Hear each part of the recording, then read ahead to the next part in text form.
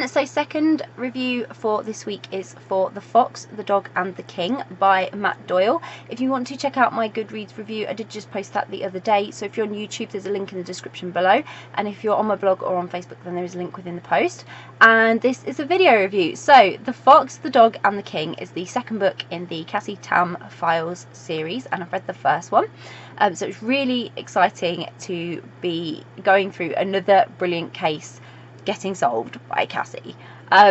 She, in this story, she hasn't been spending as much time with Laurie, who's her girlfriend, lately as she sort of had hoped to, and that's because, you know, she has super busy work, Cassie, and time off is a luxury that she very rarely gets. So she takes a few hours off with Laurie and they head to the theatre to watch a performance, like quite an arty and futuristic performance, and this sort of ends up leading to more work for Cassie, and she just really isn't getting a break. But the case seems over the top to her at first. She's tracking a missing pet, and it just seems really far-fetched. But then she starts getting to work, and when she starts finding the clues and the answers that help her to locate said pet, the dog, she ends up really deeply embroiled in a situation, a lot more than she first thought she was going to. So that's where then the adventure begins. So this second instalment in the Cassie Tam Files series was just as thrilling as the first. Like, when I read the first one, I didn't know what was going to happen with Cassie. I didn't know what her cases were going to be like and everything. And then obviously I've got to know her, and then come back with this second book, and like literally she's got something completely different going on, but it's like totally insane. And it's way past her expectations, so it's way past yours too, and you're just like, whoa, Cassie, what are you going to do? But once again, Matt has delivered a really great sci-fi mystery story with intrigue and really complex technical minded plot that only really draws you in, and it just heightens the intrigue of what Cassie is going to end up enduring and what she's going to find herself fully embroiled in this time. But I never imagined, when I learned of the original case, so the case that Cassie takes on here, the missing pet, that she would end up in the chase that she did.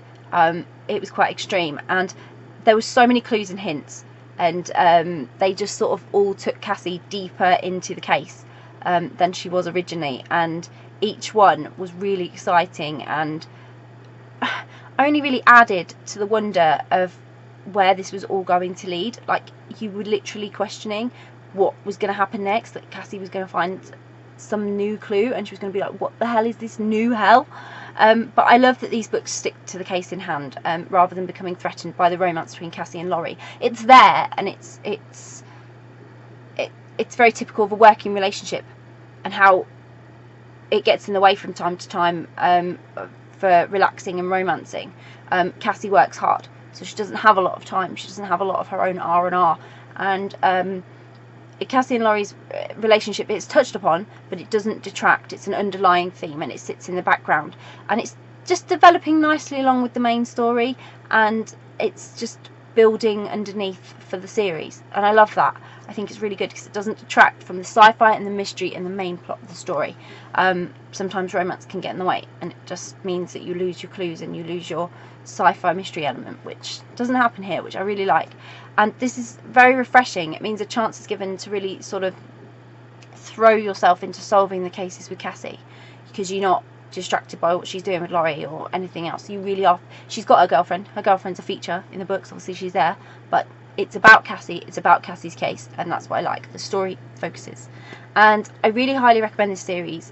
It's a great sci-fi mystery, and with such imaginative storylines. Like, this is so futuristic, and the twists and turns in the plot and catching Cassie unaware, it just always keeps things exciting. And I find the whole premise of these books exciting. They're different. They're really different. And so if you're looking for something different, these are great. These are great for you. And if you like sci-fi, you'll love these. And if you like mystery, you'll love these. And they really are a breath of fresh air. There's something different, and I like something different. So I'll pop a link in the description so you can go and grab a copy of The Fox, the Dog and the King, because I hope you will. I hope you'll enjoy it. If you've read The Fox, the Dog and the King by Matt Doyle, please let me know. Comment below. How do you find this? Or if you've just read some of the Cassie Tam series, it would be great to hear from you. Hear your thoughts on the series. And if you haven't read it yet, but you're planning to read it, or it's on your to be read list, or you're interested in reading The Fox, the Dog and the King, or any of the Cassie Darcy Town Files, then again, please comment below, please let us know, because it's always great to hear what you're interested in reading. And if you do read it, I hope you enjoy it. Bye!